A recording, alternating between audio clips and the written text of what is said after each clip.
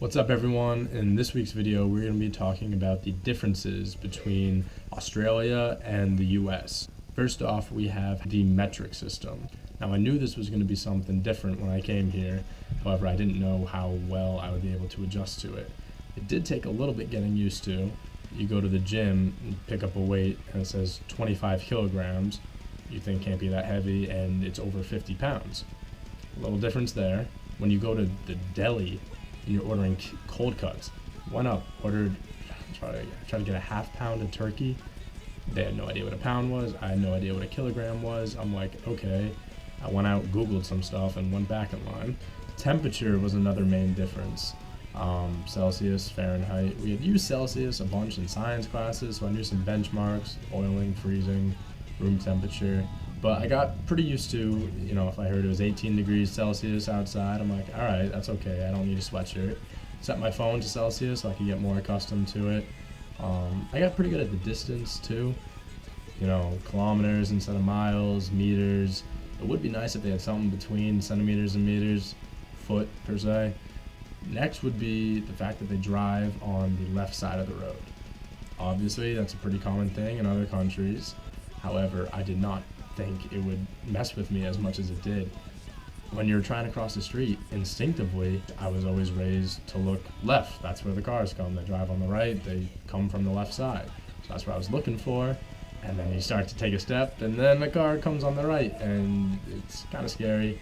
You get used to that a little bit, but worse than that are the rotaries. When you see a car driving on the left-hand side of the road, entering the rotary from the left, I just freak out because that's not the way you're supposed to go in a rotary.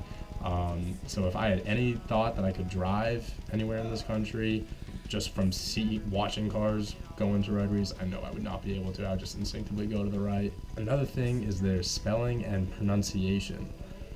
Their alphabet is the same as ours, 26 letters, except they don't use the letter Z at all. Not only do they don't use it, they call it differently. They call it Z. So they say like X, Y, Z when they say the alphabet instead of X, Y, Z. And they just don't use it. The word organization is spelled with an S where the Z would be. So I work in a lab environment, and I would have thought that everything scientific or medical or anything of that nature would be consistent throughout countries, except they pronounce things differently here too. Agar, they pronounce it agar. A pipette they use to transfer chemicals, they call it a pipette. To say here, they say hia, like H-E-Y-A, I guess.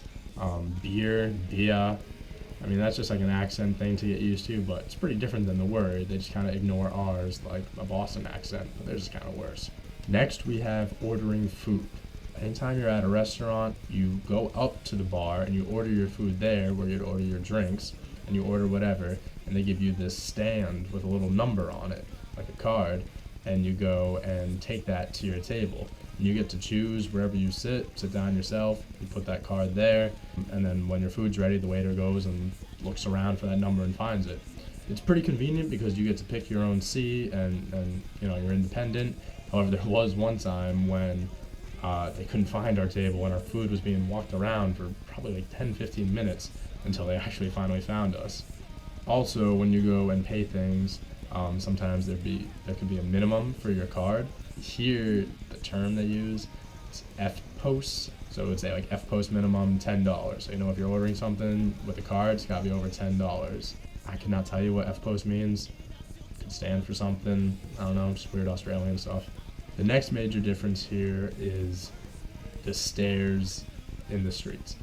Now, I don't know how to explain it. Everyone here thinks I'm crazy, even though they know what I'm talking about. But you'll see some of these videos. The stairs and the sidewalk, the way they conform.